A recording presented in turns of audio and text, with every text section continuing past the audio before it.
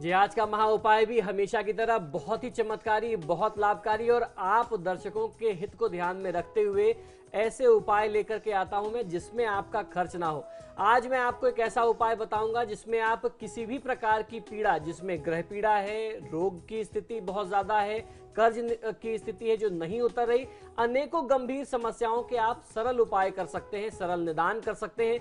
हमने आपको पहले भी बताया है कि किस प्रकार छोटे छोटे उपाय से बिना बहुत ज्यादा बड़े खर्च किए आप मसालों का प्रयोग करके अपने ग्रहों की परिस्थितियों को ठीक कर सकते हैं। परिवार में, आपके समाज में जो रिश्ते हैं उनको आप कैसे मजबूत करके ग्रहों का लाभ उठा सकते हैं।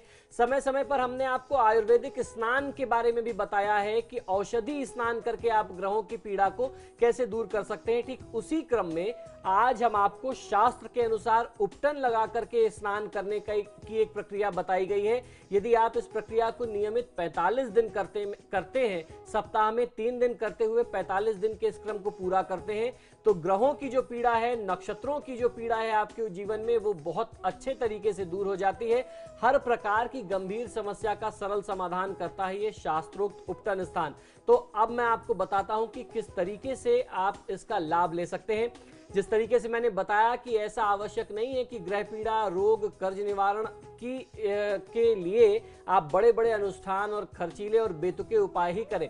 हमारे शास्त्रों के वर्णन के अनुसार हर ग्रह व हर समस्या से संबंधित कोई ना कोई पदार्थ हमारे आसपास अवश्य मौजूद होता है। यदि पूरी जानकारी के साथ इनका प्रयोग किया जाए तो बहुत ही कम समय में बहुत अच्छे लाभ देखने को मिल सकते हैं।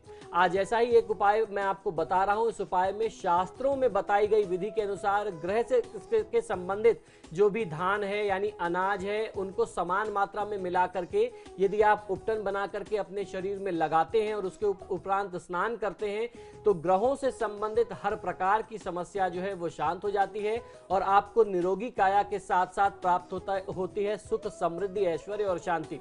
आइए अब जानते हैं कि इस उपटन को बनाने के लिए किन किन वस्तुओं का प्रयोग आपको करना है और उसकी प्रक्रिया क्या होनी चाहिए। बहुत ध्यान से लिख लीजिए। अक्सर लोग कहते हैं कि आप जब बता देते हैं तो समय इतना कम होता है कि हम लिख नहीं पाते। आपकी सुविधा के लिए आपकी टेलीविजन स्क्रीन पर भी ये उपाय आ रहा है। आपको प्रयोग में लेना है गेहूं, चावल, मूंग, चना, उड़द, जौ और तिल।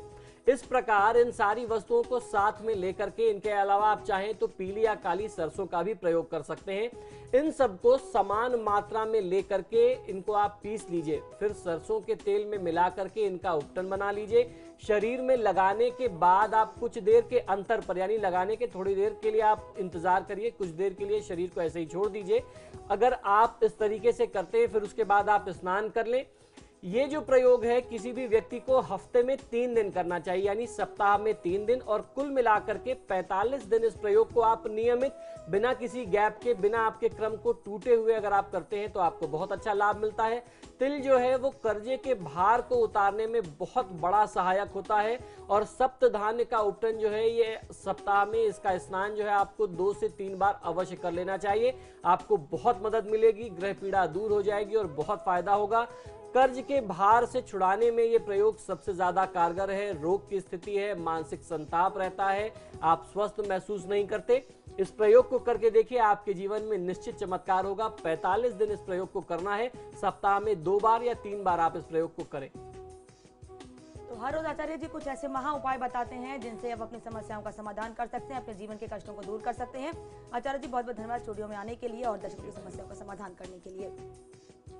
तो आज ये कार्यक्रम में फिलहाल इतना ही। कल फिर होंगे हाजिर। दीजिए इजाजत। नमस्कार।